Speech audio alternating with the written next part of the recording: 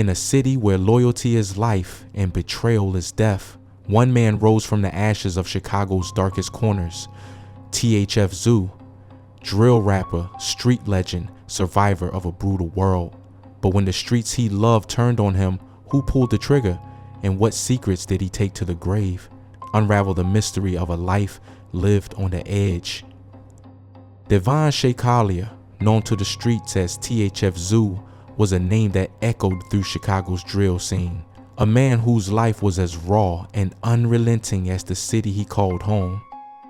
Born on September 26, 1991, in the shadow of Chicago's North Side, Zoo grew up in the infamous Cabrini Green housing projects. Erected in the 1940s to offer affordable homes for working class families, these towering 19-story complexes had morphed into a battleground by the 1980s. Neglect and crime ran so rampant that the Chicago Housing Authority lost track of who even lived there. With 100,000 people on waiting lists, Cabrini Green stood as a stark symbol of America's broken public housing system. Teetering on the edge of federal takeover by the early 2000s, for a young Zoo, this was the crucible that shaped him.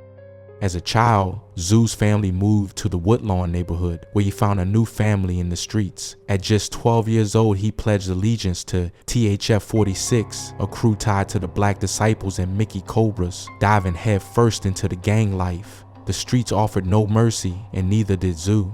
With little to call his own, he turned to robbery and theft, his hustles escalating to deadly shootouts. With rival gangs by 18, his name was tangled in a murder case that would haunt him for years.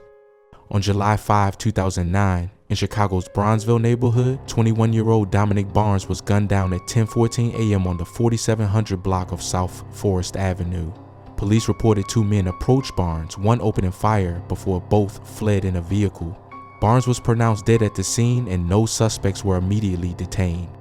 Fast forward to November 7, 2014. Zoo, then 24, was arrested at the Orland Park home of rapper Derek Banks, who was also taken in on weapons charges after police found two guns. Zoo faced charges for the 2009 murder of Barnes. In court, prosecutors painted a chilling picture. Zoo allegedly confronted Barnes about his gang affiliation, pulled a gun, and fired multiple times, killing him. He and an unidentified accomplice reportedly rifled through Barnes' pockets, stealing cash before escaping in a waiting car. Multiple witnesses identified Zoo as the shooter, with one claiming to have seen him with the gun moments after the shots rang out. Compounding his troubles, Zoo was already facing a pending weapons charge from January 2014. He spent roughly 4 years behind bars, released in January 2018 when the murder case crumbled for lack of evidence. Prison was no sanctuary. A rival, Mubu Crump, allegedly put a price on Zoo's head, leading to a vicious jailhouse attack that left Zoo with a broken jaw. The assault sparked a massive brawl, with Zoo later recounting how Crump's crew caught him off guard while he was brushing his teeth. Crump himself met a grim fate on May 24, 2018, killed in a drive-by on the 6800 block of South Morgan. Shot twice in the arm and twice in the torso, the 32-year-old was pronounced dead at the University of Chicago Medical Center. Zoo's world was one of tangled loyalties and grudges. He shared a strange, almost respectful rivalry with 51 Melly, a friend of Crump's, who was injured the night Crump died. Zoo was also close to THF Raheem, killed in 2015, even dating Raheem's mother for a time, an arrangement Raheem initially resented but grew to accept, looking up to Zoo as a mentor. Rumors swirled that 51 Melly was behind Raheem's death, adding fuel to the street's endless cycle of vengeance. Released in 2018, Zoo channeled his pain into music. That June, he and King Von, fresh off their own legal battles, dropped Beat That Body, a drill banger that amassed over 6.8 million views, but trouble followed close behind. On April 5, 2019, Zoo was arrested for reckless conduct and possessing a rifle and shotgun near a school or park.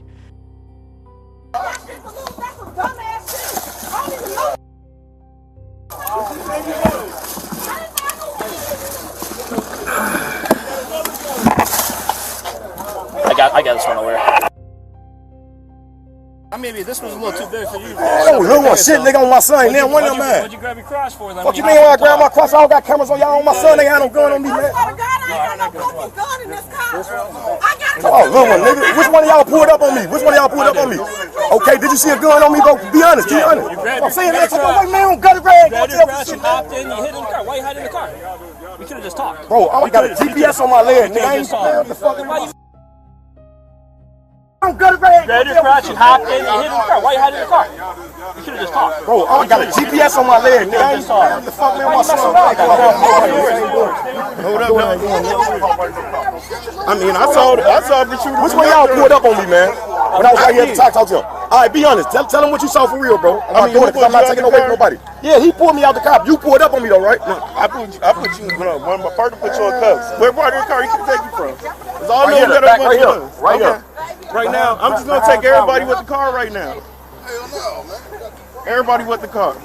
Days later, on May 13, he was back in custody, facing renewed charges tied to the 2009 Barnes murder. Meanwhile, his OTF, only the family allies Lil Durk and King Von, were grappling with their own attempted murder case, staring down 20 years. Zoot walked free again on March 22, 2020, and this time, he doubled down on music. Tracks like Streets Bleed Murder, May 7, 2020, Safe, All Type of Ish, Christmas with D. Moeller, and a Back in Blood remix featuring his daughter showcase his gritty storytelling.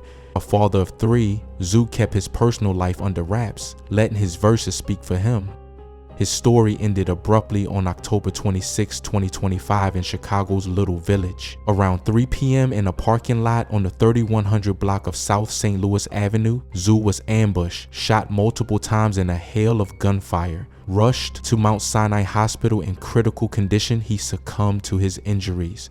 2 others were wounded but survived. Police reported an armed assailant fired from an unknown vehicle, though unverified footage circulating online suggests 2 men on foot attacked the group before fleeing. No arrests have been made and the investigation remains open. The streets mourned, with tributes pouring in.